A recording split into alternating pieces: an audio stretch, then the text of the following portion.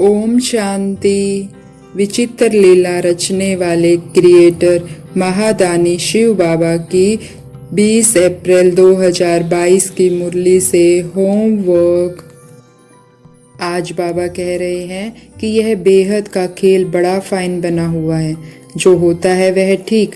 क्या क्रिएटर को ड्रामा पसंद नहीं होगा? जरूर पसंद होगा। तो क्रिएटर के बच्चों को भी पसंद होगा। इस ड्रामा में दिन भी अच्छा तो रात भी अच्छी। खेल है ना। हम कोई से घृणा नहीं कर सकते। नाराज क्या होंगे?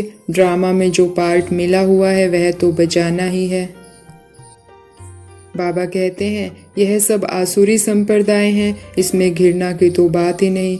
ईश्वरीय संप्रदाय और आसुरी संप्रदाय का तो खेल है।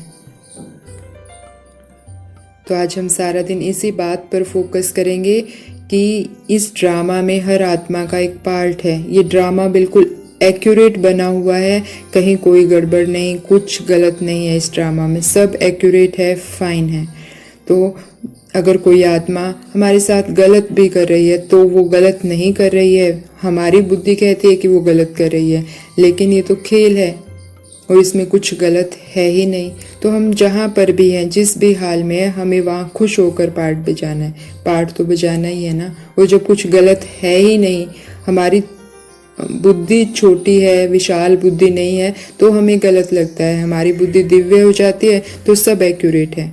तो इसीलिए आज हम यही पार्ट पक्का करेंगे कि इस आत्मा का ये पार्ट है। हम जिसको भी देखेंगे उसको आत्मा देखेंगे। बाबा इस आत्मा का ये पार्ट है। कोई झाड़ू निकाल रहा है, बाबा इस आत्मा का झाड़ू निकालने का पार्ट है। बाबा इस आत्मा का खाना बनाने का पार्ट है। बाबा इस आत्मा का गाली निकालने का पार्ट है। और ये कुछ भी गलत नहीं है। हमें बाबा ने कहा ना, किसी से घृणा तो करनी ही नहीं है। उसका पार्ट है तो वो वही प्ले करेगी। वो भी मजबूर है, उसकी रिकॉर्डिंग हो रही है उस अकॉर्डिंग। आत्मा में तो उसको वही प्ले करना है। हम कितना भी चाहें कि ये बदल जाए, लेकिन रिकॉर्डिंग उसी चीज़ की आत्मा में तो वो वही प्ले करेगी। तो आज हम सारा दिन जिसको भी देखेंगे आत्मा है ये और इसका ये पार्ट है। किसी के भी पार्ट से हमें नफरत आनी ही नहीं चाहिए, क्योंकि दो ही तो संप्रदाय हैं, ईश्वरीय संप्रदाय और आसुरी संप्रदाय। कोई भक्ति कर रहा है तो बाबा ने कहा उससे भी नफरत नहीं, क्योंकि ये उसका पार्ट है। तो आज हम सारा दिन हर आत्मा का छोटा सा भी पार्ट प्ले कर रही है तो हम साक्षी होकर देखेंगे। जब हम ये पार्ट पक्का कर लेंगे तो ये हमारे बहुत काम आएगा और हमारा खुशी कभी भी कम होगी नहीं, क्योंकि हमें इससे साक्षीपन का भाव आएगा। हम साक्षी दृष्टा बन जाएंगे, हर एक के पार्ट को साक्षी होकर देखेंगे। तो आज हम सारा दिन ये ध्यान रखेंगे कि ड्रामा में कुछ भी गलत नहीं है, सब एक्यूरेट है। दूसरा, हर आत्मा अपना पार्ट बजा रही है। आज बाबा ने हमें यह भी कहा कि जो खुशी तुम्हें मिली है वह सबको देनी है। तुम्हें सुख शांति बांटने का धंधा करना है। और बाबा ने कहा कि माताओं को बंधन होता है तो उनके लिए दिन का समय रखा है, लेकिन अगर सुबह के टाइम आप इस ज्ञान को पढ़ेंगे तो उस टाइम माइंड फ्रेश होता है। और बाबा ने कहा जो सुनते हैं उनको फिर धारण कर उगारना है।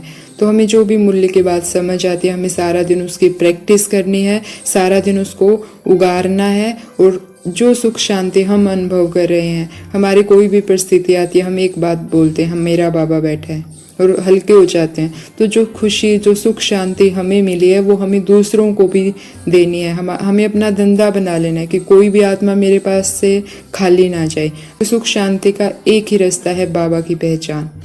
अगर हम उसको बाबा से मिलवा सकते हैं तो ठीक है, नहीं तो उसको जो हम खाना दे रहे हैं, चाय पिला रहे हैं, कुछ भी दे रहे हैं, मेहमान है उसको कुछ ना कुछ तो हम देते ही हैं। तो जो भी दे रहे हैं उसमें खूब सुख शांति की वाइब्रेशन डाल के देनी है, ताकि वो आत्मा आपके घर से हल्की होकर जाए। तो हमें ये धंधा करना ही है। आज बाबा हमें विजयी बनने की विधि भी बता रहे हैं। बाबा कह रहे हैं कि तुम पुरुषार्थ करते हो, पुरुषार्थ धरनी बनाता है, लेकिन जब तक उस पुरुषार्थ के साथ साथ योग का प्रयोग नहीं करोगे तब तक परिवर्तन नहीं होगा, सफलता नहीं मिलेगी। जैसे हम पुरुषार्थ कर रहे हैं शांति की शक्ति भरने का, और हमें पता है बाबा ने कहा है कि शांति की शक्ति से हम दूर बैठे भी किसी आत्मा को संदेश भिजवा सकते हैं। अब सुबह हमने पुरुषार्थ किया है शांति की शक्ति भरने का, दिन में हम सम्मान का अभ्यास कर रहे हैं, मैं शांत स्वरूप आत्मा हूँ, ये हुआ पुरुषार्थ। लेकिन अब इसको योग का प्रयोग कैसे करेंगे कि मेरे अंदर शक्ति भरी है, ये कैसे फाइंड आउट करेंगे, हम इसको प्रयोग करना है। तो हम इसको कैसे प्रयोग करेंगे? साइलेंस में बैठकर किसी भी आत्मा को संदेश दो, क्योंकि अगर बाबा ने कहा ना साइलेंस की शक्ति से हम दूर बैठे भी किसी को संदेश भिजवा सकते हैं। तो हम संदेश भिजवाएं दूर बैठे हुए और देखें उस आत्मा तक संदेश पहुंचा है या नहीं है। यह है योग का प्रयोग। जैसे साइलेंस की शक्ति का हम यहाँ प्रयोग और भी कर सकते हैं। जैसे गली में कुत्ते भौंक रहे हैं तो हम क्या करें? साइलेंस में अगर मैंने वो शक्ति भरी है, अब इसका प्रयोग करने की जरूरत है, मुझसे फैल रही है पूरे कमरे में और दूर उन कुत्तों तक पहुंच गई है और वो कुत्ते शांत हो रहे हैं। तो ये क्या है? प्रयोग। तो हम पुरुषार्थ कर रहे हैं, तो पुरुषार्थ के साथ साथ हमें योग के प्रयोग भी करने हैं, तभी हम परिवर्तन कर सकते हैं, विजयी बन सकते हैं। तो आज हमें ये ध्यान रखना है कि हम कोई भी पुरुषार्थ करें तो उसका प्रयोग करके जरूर देखें, तभी हमें पता लगेगा कि वो विधि सही है या नहीं, परिवर्तन हो रहा है या नहीं।